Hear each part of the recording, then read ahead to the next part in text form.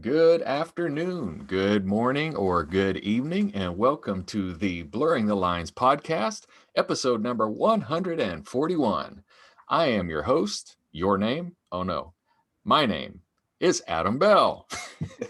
And joining me as always is my co-host, his name, Peter Nikolaidis. How you doing, Peter? Uh, all in all, just fine. Just fine. But it feels pretty annoying right now. I'll go that far. How about Yeah. you? Well, I'm doing fine. I'm just kind of a bit overwhelmed with the volume of work that I need to do in 2021. Uh, Okay. there's just it's been a constant barrage of IT needs in the But world. isn't that a good thing It is a good thing. Um, for you? yeah, it's a good thing for me, but I still wish we were caught up because every time there's more needs, then there's more employees, then there's more computers and technologies and projects and things to manage, all of which equal good things, but there's still a lot of work. Being a entrepreneur and business owner does have its own toil. And isn't that one of the main tenets of this podcast? Yeah, toil and woe. No, not woe. I mean, it's good toil, and it's good to work hard. I think it keeps you sharp in some ways. It keeps you humble in other ways. That goes a long way to being successful because I think hard work and success. Um, make me a better person, and I feel a lot better and healthier than no work and success. There have been times when I've gotten deals that were clearly just a gift, you know, and I thank God for those gifts. But if everything were a gift, I don't think I would appreciate it what I have.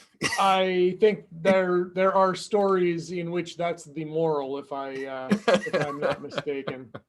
Yeah, So, yeah. So lots of work right now. Like I said, I'm a bit overwhelmed with all the things that I need to do. I just have to settle in and say, okay, well, these are the priorities. We'll knock these priorities out. We've got a new employee starting in 2 weeks. He will help catch us up, as well as we're all doing double time right now to keep everything up, and mhm. then it'll go back into being normal, more just normal. just be happy that you're not working in healthcare. Yeah, yeah. Happy I'm not working in healthcare. I'm happy I'm not the owner of huge hotels right now. You know Yeah, that yeah. that There's a lot to be thankful for. yeah. There's definitely things to be thankful for. I could be sitting here unemployed, underworked, miserable, Underappreciated, underappreciated, miserable. Yeah. Yep. overpaid. Oh, Wait. underpaid. Underpaid. Wait. The other Yeah. one. Yeah. So I His think my name. my goal, I would like to be the cool hip business owner. I'd like a little bit of time doing that. And what I mean by that is like, oh, he comes out and he talks to us. If you're the client, he comes out and talks to us, and just hangs out, and then he makes sure that these things go back and get done. And he's just fun to be around, and we see him at networking events, and we go over for marketing events and have dinners with him. And I'd like to do a little bit more of that fun stuff right now, other than, yeah, we'll get that done. And what does that mean? I'm going back and creating a project that I'm going to have some of those tasks on my own plate. Yeah, we'll get that done. So you just want to be like a schmoozer, Yeah. and like you don't really want to work anymore. I don't, like I said, that go back to my first part of our conversation. I think I have to work some, because if I, like Yes. Travis McGee, a fictional character, his best friend Meyer tells him, if he ever fully made enough money to not have to work again, he Mm-hmm. would, without the humility, he would turn into a full blown SOB. And I I would prefer not to do You only that. want to be a partial SOB. Yeah, I just want to have tendencies, not full on SOB. SOB tendencies. But I tell people all the time when I'm talking to them about personalities, and they say, well, I've got so telling myself, I'm like, well, if you think that you have SOB tendencies, that's still probably a good thing, because I'm aware of them and I can put them down or see them coming or realize that was a bad thing. And I really need to apologize to Peter for that. Where if I don't even know I have the tendency, way worse. Yeah. If you don't even know you have the tendency, chances are you are. Yeah. Oh boy. Cool. Whew. So hey, we had a good intro there. Oh yeah. So That's great. we talked about, or it was mentioned, that getting old sucks. What makes you say that, Peter? So I don't even know where you're coming from with that. Well, you kind of do. So let me just start. Like, physically and mentally, I'm still very pleased with myself and where I'm at. We're good for our model, for sure. I think so. I've been reading this book, Run for Your Life, for a few weeks now. One of my students gave it to me for a Christmas present. And it's a great book on like an intro to running. But he also, I'm getting to the point now where he starts to talk about other things like general fitness and diet, and how sugar is just like the enemy. It's causing all kinds of problems all over the place. And I just can't help, because, I take my parents' health very seriously, because if there's this things called genetics and hereditary diseases. Yeah. And so if your parents have something, chances are you might also. And my parents they're not, historically, hereditarily speaking, they're not that healthy. Yeah.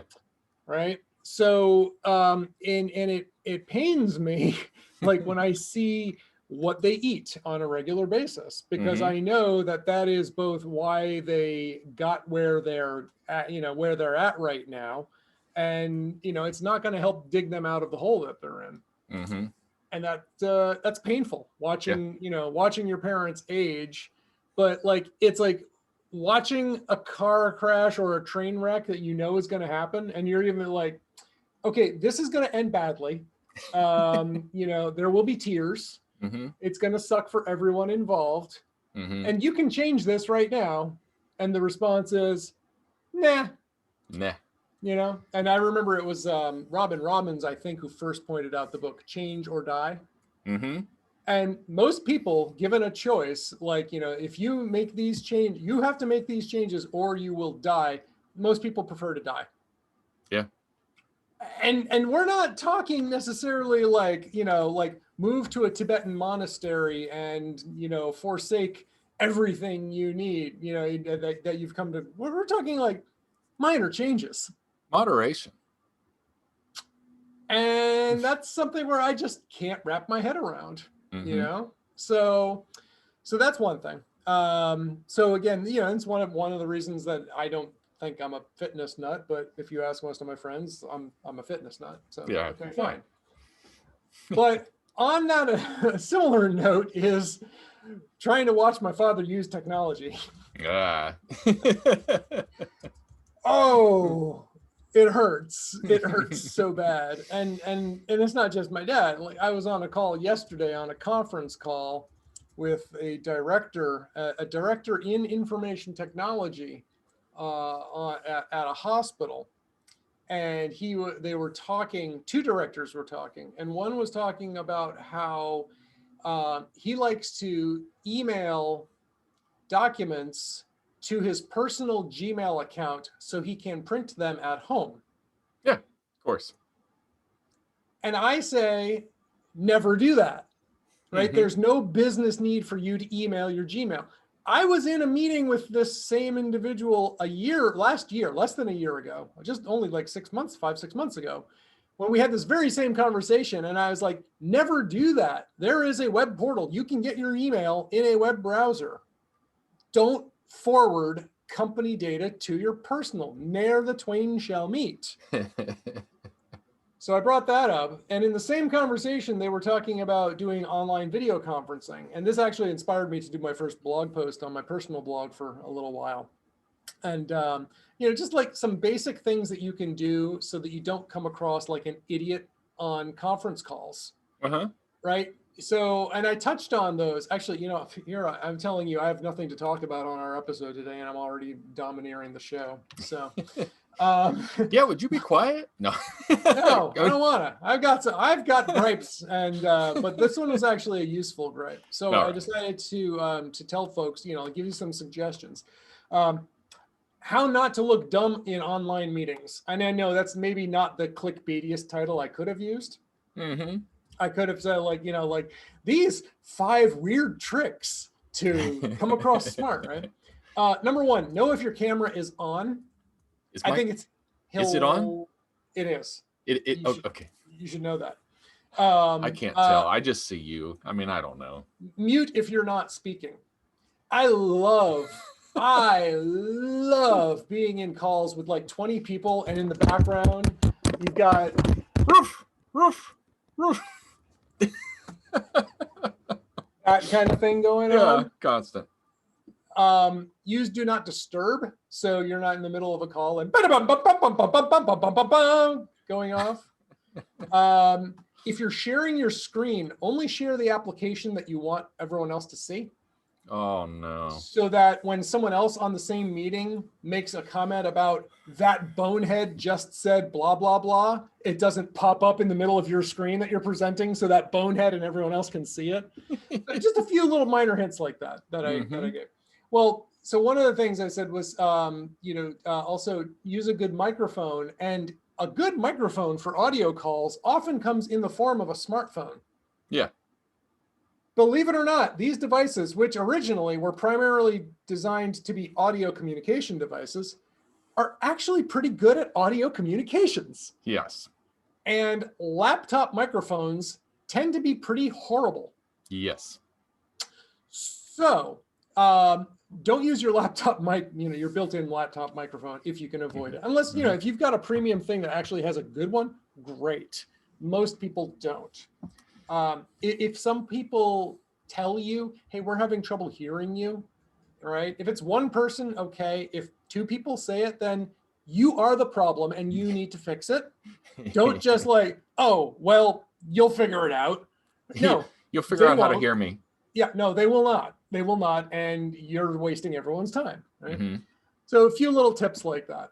Yeah, I usually tell that person, I'm sorry, we're having trouble hearing you. We're going to have to come back to you. Let us know when you figured out your audio situation. Which is great when that person is the presenter. Yeah. Hi, we'll call again next week. Click. So my dad this morning, now my dad is not technologically inclined in the least. But he's a smart person, isn't he?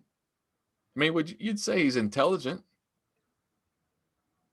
Do you have to put me on the spot like that? I can't imagine that you wouldn't have intelligent parents. I mean, you're an intelligent guy. You didn't get that from nowhere. There are days I'm not sure where it came from, Adam. Gift from God. When it comes to technology, he's not a smart guy. Let's just leave it at that. Okay. And so troubleshooting things with him is painful. Now, because he has limited use of his fingers now due to, again, health reasons, I decided it would be smart to get him a couple of Amazon Echo Show devices, the 5-inch screens. Yeah. Right. So their screens are about the size of my iPhone 11, pretty close. And it just sits there, and he can just say, oh, it's on, call Peter. And it calls me. He always talks like that. Kind of mutters a little bit with a thick Greek accent. So call my boy. Who's your boy? So the other day, he was trying to do this now, and now he will, like grab the thing and not realize what he's doing. And then one of my mom's caretakers, I think, one of them, I don't know who, fiddled with the button. Now the Echo Show 5 has two volume control buttons up and down. It has a privacy button, and it has a camera shutter. Oh yeah. Right? So there's two ways to turn off the camera, which is not at all confusing. Right? Uh-huh. So I called the other day and I couldn't see him. And of course, he has no idea what's going on. Right? So I was on the phone with him today troubleshooting this, and we established, like, don't touch the shutter. Okay, fine. But I couldn't hear him. I could see him fine. He could hear me. I could not hear him.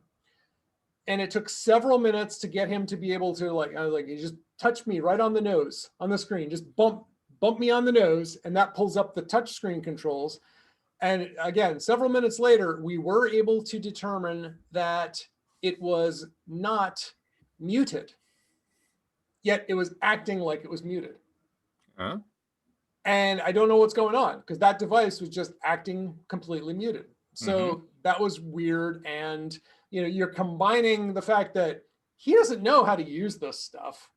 There's nobody there. I'm trying to support him remotely. I don't have one of these. So I'm going with, a guide that I find off the internet showing me a picture of this thing. But on top of it, in the end, it genuinely looks like it was not working, which was hilarious then, because he was saying, a word, call Peter. And I was getting the call on 2 or 3 of my different devices, because I have an Echo Dot on my shelf. I have a Fire tablet, and I have the app on my phone.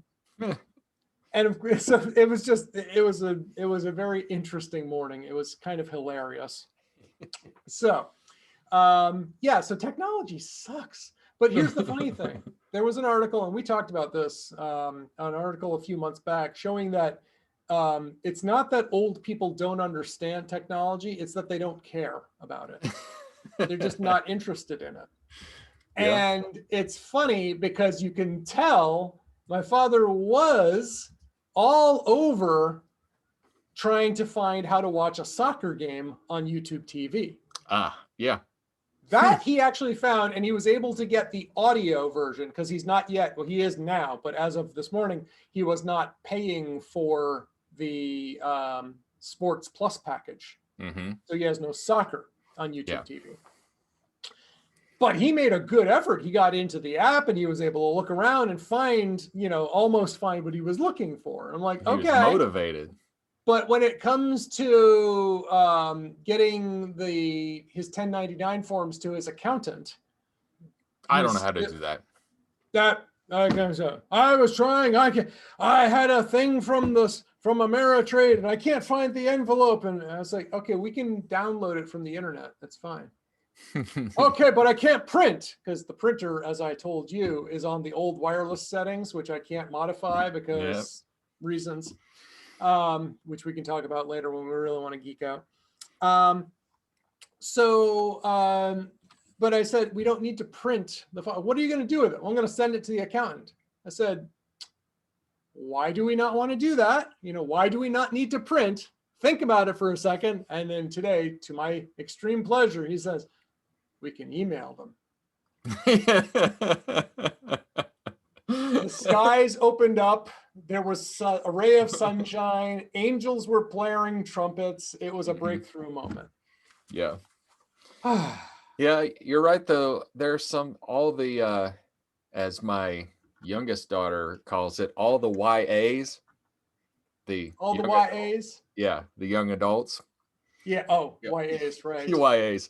So they all use the apps on their phone, like Instagram and Snapchat and Twitter for all, I have zero desire to log on like my daughter, who looks at pictures and hearts them or not. How can you like 100 pictures, like swipe. All they're doing is liking and swiping. I'm like, if Peter sent me pictures of his outfits, and I had to like and swipe them for every workout or outfit or whatever, I'm like, I would just rather shoot myself. Maybe not that, maybe not to that extent, but I'm not motivated to do that. Did you get that one? Yeah, yeah. That take it. Yeah, go a little bit to the on your right side, a little bit more on Have your you right. liked it yet? Yeah, there it is. Adam didn't like my photo. I heard it ding. I haven't liked it yet. How could Adam not like it? Oh, what's wrong with me? I have no validation whatsoever. Gosh. Yeah. So on top of that, we talked about a few years ago. Oh, so yeah, that Fire tablet that I have right now. Yeah. I sent it back to Amazon as a trade-in, but apparently it's a 8th generation. Uh-huh. Amazon will take back a 7th generation and a 9th generation, but not the 8th for some reason. How does that make sense? I don't know, but I shipped it to them and they shipped it back to me. It must They don't want it. They didn't even offer me, like, they were going to give me $10 for it. They didn't even offer me like $1 for it. They're like, no, we'd rather pay UPS and just ship it back to you. They know it's going to explode. It's got one of those exploding batteries, and it's going to start a fire, and they didn't want it in their warehouse. I was like, I'm not using it. I got more money for that. Well, I got nothing for this. I got like $15 for my 8th generation plain old Kindle. So anyway, Yeah. So I sent that back. Meantime, Sonos, we talked about last year, how they're like retiring their older products. Mm-hmm. Well, they decided, okay, we will support our older products. So I have an old Play 5 first generation. To use it, you need to use the old S1 controller. It's basically a rebranded version of their old software. Mm-hmm. To set it up, I have to use my iPhone. I have to use my app, Android or an iOS app to set it up. You can't set it up on Windows. You have to have a smartphone app. Open it up on the S1 controller. I follow the instructions, reset this thing to factory defaults so that my S2 new controller will stop complaining about it. Because every time I open it, it's like, hey, you've got an update available. Okay, do it. Update failed. Want to see the reasons? The reason is this device can't be updated. Well, stop telling me to update it. Yeah. Right? So I had to reset it to factory defaults so it comes off the S2 controller. So the S2 controllers doesn't see it anymore. Well, neither does the S1 controller. So I open up the S1 controller and I say, I want to add a new piece of hardware. I follow the prompts and it's like, okay, sure, we can do that. Hey, you should upgrade to the S2 controller. Options are launch the S2 controller or go to the support website.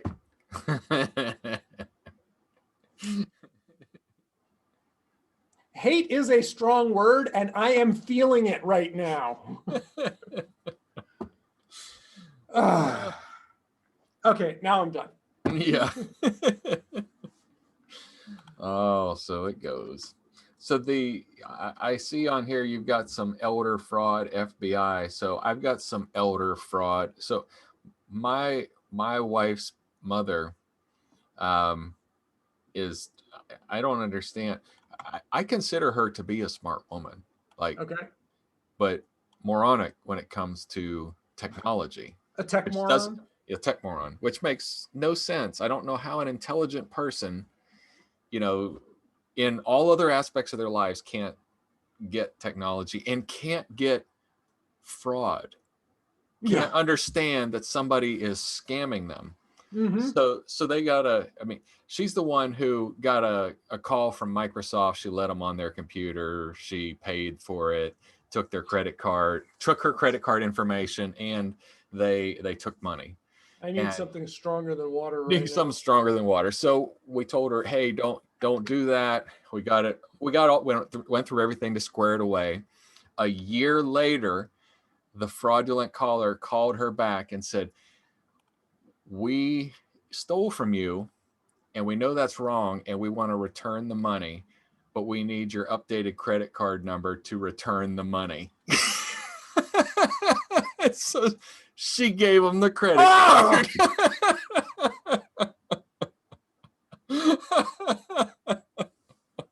Oh. Oh. Ow. Oh. I'm sorry, but this person deserves to be scammed. Yeah.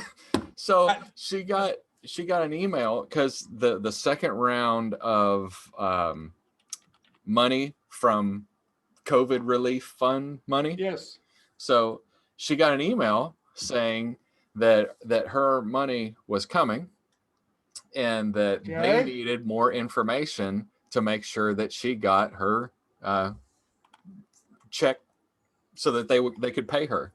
And she Uh-huh. forwarded it to me. Fortunately, she forwarded it to me and said, you know, they said that they need this information so that they can process my check. I said, the US government will never email you.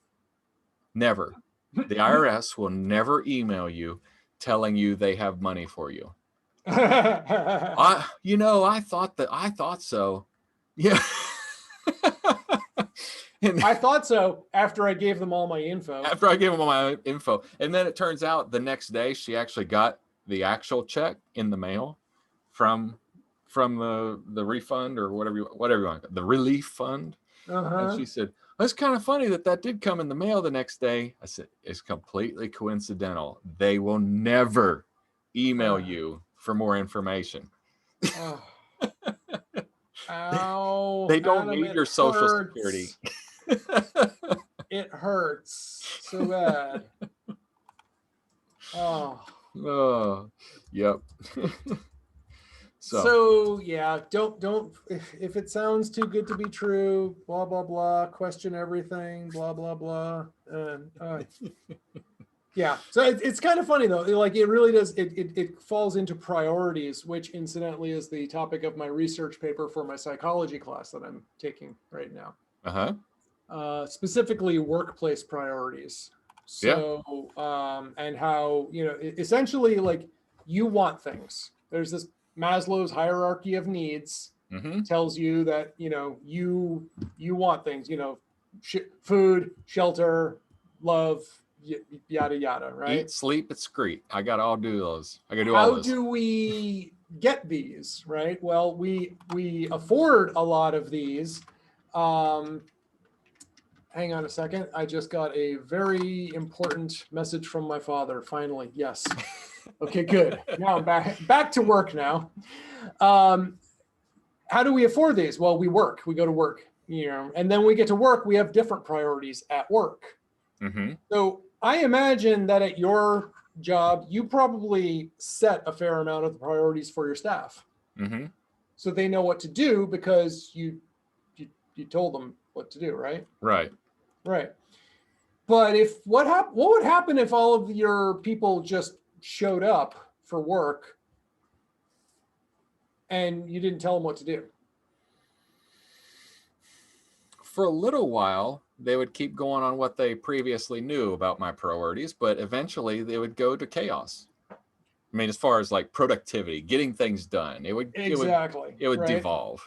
Right. So as far as productivity, I mean, they might work on things.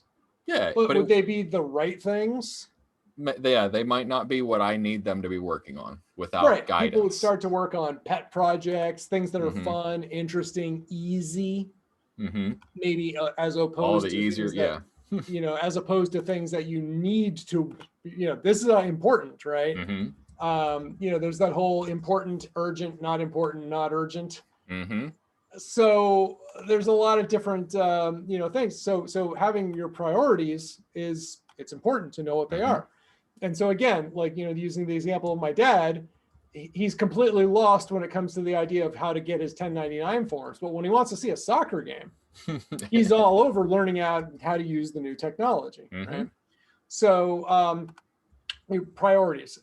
So, that gets to like elder fraud and stuff. When we're given the promise of free money. I'm interested. I'll take it. It's easy. Why wouldn't I want it, right? So again, to that note, that's why I put that timely link there from the FBI warning of scams, targeting specifically elder fraud, because they are particularly susceptible to things like the grandson or granddaughter in peril. Yeah. Like you get an email from, hi, it's Billy, your grandson. I'm stuck in Mexico and I need you to wire me $500 so I can get home. Yeah. right? It's a common thing. And so if you have been the victim of identity theft, your data is out there, so people know who your relatives are. You're more easily scammed. Hmm. It's just an example. So check it out. Even if you're not elder, but you probably know somebody who is, who could probably be, use a reminder or a refresher on how to stay safe from online fraud. I can't remember who this was. It was somebody that told me the story, and it was a real story, not like an urban legend story. But I can't remember who it was. But they told me how their stepfather got, and he and the stepfather did not get along. Like they didn't really like each other. But the stepfather got one of those emails saying that he was stuck somewhere, and he sent the money. I mean, he actually sent the money for him. And then he saw the stepfather, saw the man, son, stepson, and he asked him, he said, "Well, did you get the money I sent?" He said, "What are you talking about?" He said, "I got the email and I sent it to you to get you out of prison and wherever." And he's like, "I was never there. I wasn't in prison." And then there was "Oh my goodness, I can't believe that. I got tricked." Well, when are you going to give me my money back? I don't have your money. I didn't, but I sent the money for you. So I don't have that money. I need that money back. And he's like, "I'm not paying you back the money that you got tricked out of." But I mean, it got to be a big deal. He was really, insistent that he paid him back for the money that he sent for him. Oh, yeah. Talk about people who just don't get it, and there's a failing of accepting accountability for your own stupidity. It's like, dude, you screwed up, not him. It's not his fault. Mm-hmm. Oh, brother. All right. What else we got? All Main right. topic. You had So something interesting here. yeah, so I guess I don't, we've never talked about it, so why would you know? So down at my farm, I've been working on what kind of crop we're going to put down there. I thought you were And doing like white oak or hickory or so something. so we were looking at trees, um, and trees have a long ROI on them. So we decided let's look at a crop of some sort. It's a long game. It's a long game. There are some really good cash crops in Tennessee right now. Legal cash crops, legal cash crop. But Thank hemp, you for clarifying that. I'm sure those my friends from the FBI who are listening are happy to hear you say that. but hemp is a legal product in Tennessee. Of course, there's legalities that you have to go through to make sure that it's not THC producing hemp, that Right. you're producing the right thing. But we decided the farm is just too far away for that, because you don't want. So friends of mine use the term jack wagons. They don't want those jack wagons coming down there. Thinking that this might be marijuana, not hemp. And then, you have problems where people are Jack stealing your wagon. stealing your product, or your crop. So like, we don't want that so we went out to the West Coast Yeah. the year before last, and Okay. we went to a lavender farm while we were out there. I was kind of disappointed in the lavender farm because it really wasn't as big as I imagined. I mean, I've seen like screensavers where these purple fields running all over, but the lavender farm was still pretty cool. It was pretty big.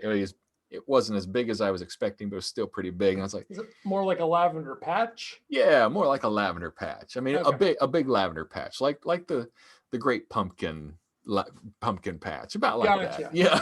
Gotcha. So I was like, you know what, we could do that at the farm. And I did some research on it. I started doing research, and I have really good soil for lavender. Lavender is What constitutes good lavender soil? well drained rocky soil. It comes from Greece and Italy, Mediterranean rocky environments that Okay. that get water. Lavender is drought resistant, meaning it'll take a lot of water, but it's got to drain off of it. It gets root rot if it Got it. stays on it. So a sandy, rocky soil, um, not soilless, not rocky ground, but Right. it's got to have some soil, but it's got to have bigger aggregate in it. Got it. Makes a good place for lavender, as well as you've got to have certain lavender can't take too much cold. It can take a lot of heat, but it can't Sounds take like too much. Tennessee. Yeah, can't take too much cold. So what I have found, we've decided we're going to grow. It's called Grosso, which is it is a hybrid made. A lot of lavender's hybrid at this point because it's actually a very easy plant to make hybrids. So if you get Okay. one that's got a really nice color, I don't know, going back to your biology of plant colors and how to make them do these things and cross pollination, you can do that really easily with lavender. And if you have some science about you, you could come up with your own breed pretty easily. But Grosso is a hybrid, and it actually does not seed. So the only way to grow it is by cuttings. So you would Okay. cut it or you'd split it, once it Got it. grows. But then the other one is phenomenal. So it's pretty, those two will thrive in my environment. They're two completely different species, and Okay. or whatever. And I really like French lavender. So the Okay. French lavender has got these really cool leaves that are like, I don't even know how to describe them. It's kind of like they don't leaf out and they don't point out. They're just kind of bulbous, like the plant leaf is kind of bulbous, kind of like a marigold. The Okay. leaves on it, similar, but not exactly like that. Is that like Uh, a marigold round? Marigold round, yeah, marigold round.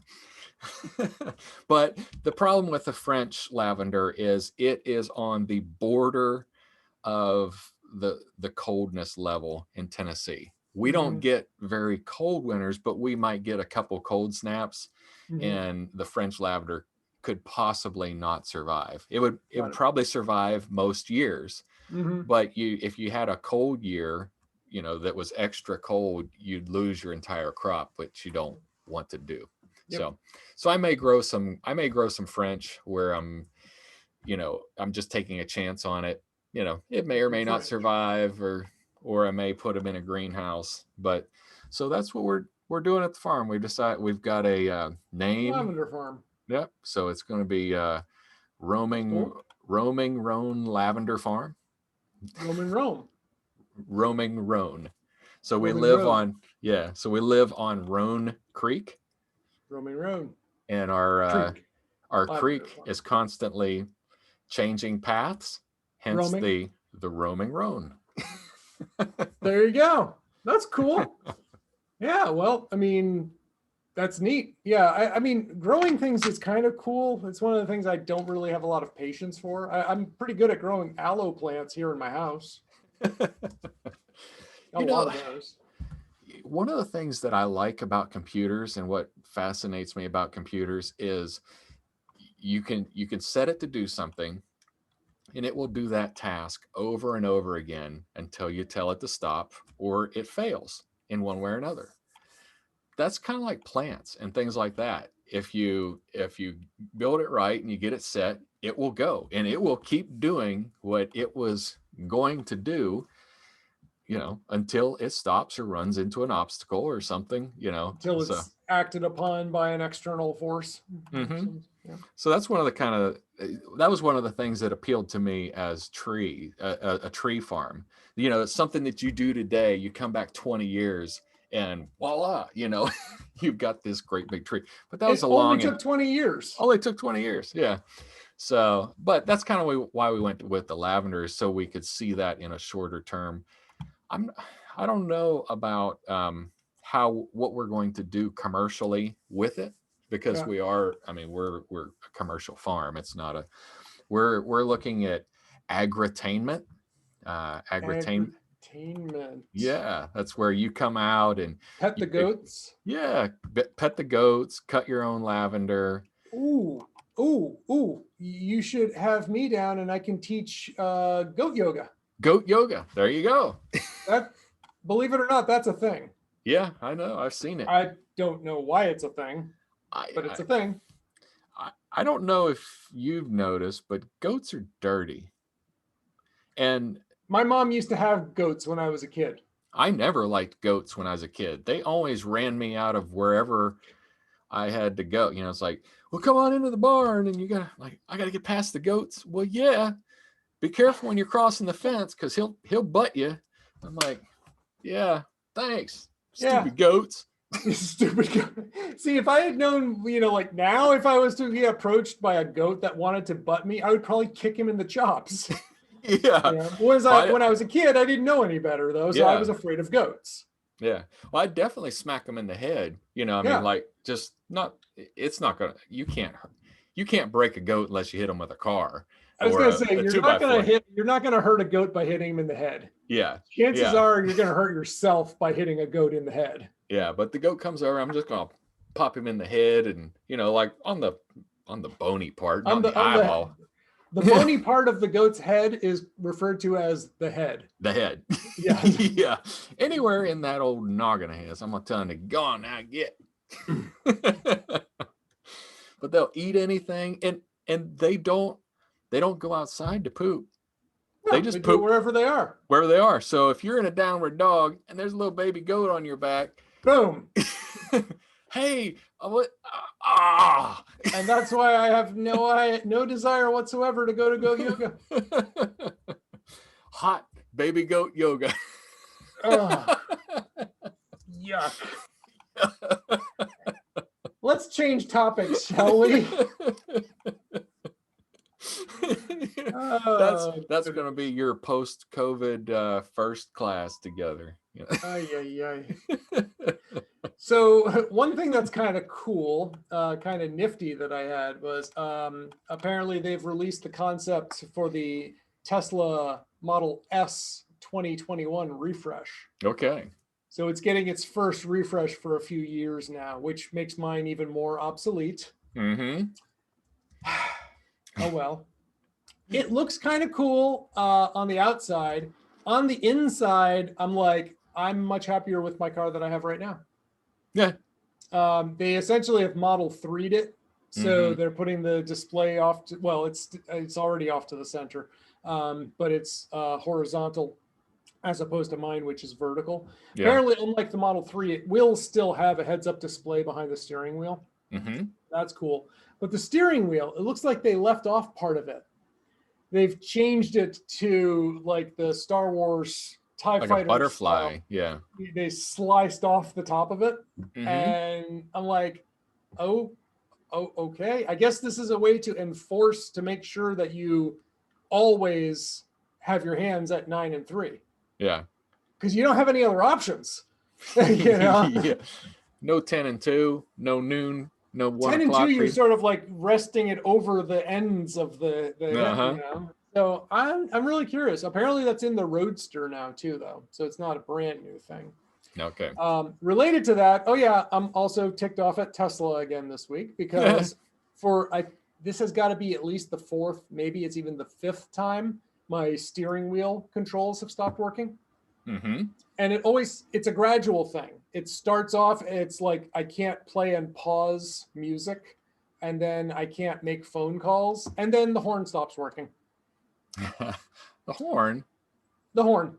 And I live in Massachusetts, where I don't know if you know, but I'm sort of required to use the horn everywhere you go. Like India? You're supposed to be laying on the horn everywhere, especially at intersections, stoplights, stop signs, open freeways, when you're turning, when you're not turning. Basically, you should always be laying on the horn. At least that's the way the impression you'd get driving in Boston. So, but it's a little unnerving when that stuff stops working because the whole thing is fly-by-wire. It's all software. Uh-huh. So you're thinking but that's part of the infotainment settings. right? No, the horn is not part of infotainment. That's part of safety.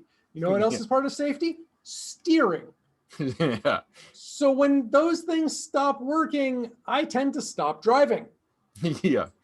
Luckily, I've got an appointment set for next Wednesday for this. But I've got to go back. This is like I said, at least the fourth time this has come up with this problem, maybe fifth. And I just like, guys, what is going on? I've had the complete steering wheel replaced at least 2 times. Yeah. And other pieces of it replaced other times. And then one time they're like, oh, it's a software problem. So anyway, yeah, a little grumpy at Tesla. But the new 21, externally, the 2021 Model S looks pretty cool. Internally, Yeah. You know what? You know what kind of problem they've never told me I have with my 1997 Chevy truck? anything related to the word technology? Software. They've never told me I had a software problem. Now I do have a computer. I do have a brain. A computer. A computer. Yeah, and is it comparable to like something that you would find in the checkout aisle at the 5 and Dime store 20 years ago, 30 years ago? More, yeah. It's more like a glorified circuit board with some outputs. I mean, with some outputs, a couple of flashy lights. it's got an LED that, well, not an LED. It's a whatever the red light bulb, I guess, was an incandescent. Although they may have been LEDs way ahead of their time at that point. Sure, that could have been. Yeah. Because I remember as a kid, my dad he worked at a factory, and he always brought home junk that he thought might be good for something, for some project he was building. And I remember playing with LEDs back then. And they weren't flat little clearly circuit boards, but they were, a diode with a 2 arms. And I remember playing with those, and I was like, that's really cool. And you could light that thing and take the battery away from it, and it would stay lit up for another 3 seconds with no energy. I was going to say like 3 seconds or so. Yes. There you go. I remember one of my first gig as a computer guy. The LED was lighting up on a motherboard after there was still no power. I was like, this thing's holding power? How's it doing that? Like, that's an LED, dude. Yep. Oh, just wait. Just breathe. And done. And there it goes. That's why when we tell people to turn off their computer and wait 30 seconds. Because we don't want those LEDs firing up. Nope. All right. What else we got? That was it. Cool. I need to make another phone call, and I need to call myself, and I need to go on to Do Not Disturb so I can call myself, record my phone, actually taking the phone call in Do Not Disturb mode so that I can record a video and ship it off to Apple. Because Apple does not believe me that my phone is disturbing even though it's in Do Not Disturb mode. Yeah. See, you want to, well, kind of related, but not related. We've moved our phone system over to Ring Central, and all of our lines are in queues. So I'm in the tech queue, I'm in the main line queue. Yep. And it's supposed to ring everybody simultaneously. Right. But what it actually does is it rings a couple, and then it rings a couple, and then it may come back and ring you again. So it's like a round robin-y style ringing. Kind of round robin-y. Instead of a whole hunt group. Yeah. But in my old phone system, if somebody started ringing me and I hit the ignore button on my phone, it would no longer take calls from that line. Well, my Ring Central app, I ignore it. 4 seconds later, I ignore it. Comes back. And, yeah. And if in the ring cycle, I have to end up ignoring it 4 times if nobody picks up. I finally just have to make myself leave the queue. I mean, because like on this call, I cannot be in a meeting ignoring a phone call 4 Mhm. times because it won't stop. So I feel your pain.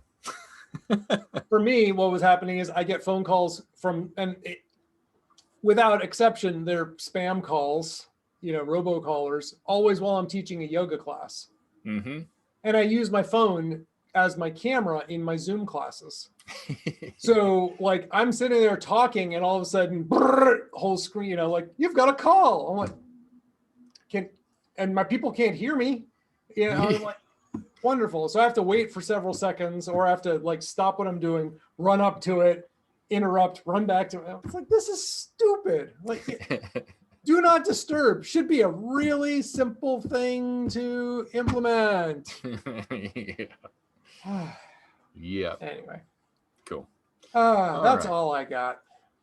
Well, so enjoy your Apple call video. And I'm Yeah, going can't to wait. Screen recording. And just to like, to really rub it in, I'm going to be making the recording from this. Nice. Your Yeah. Android. Yeah. Not an iPhone. So should we tell people how to get in touch with us? Sure, why not? Cool. Well, if you would like to get in touch with us, if you have feedback, if you have suggestions for new episodes, if you have time to kill, you can reach us at blurringthelinespodcast.com. You can also reach Adam on Twitter at SublimeComp. He's also sublimecomp.com. You can find me on Twitter at Nikolaidis or Nikolaidis.com. And from there, you can find all my other stuff. All right.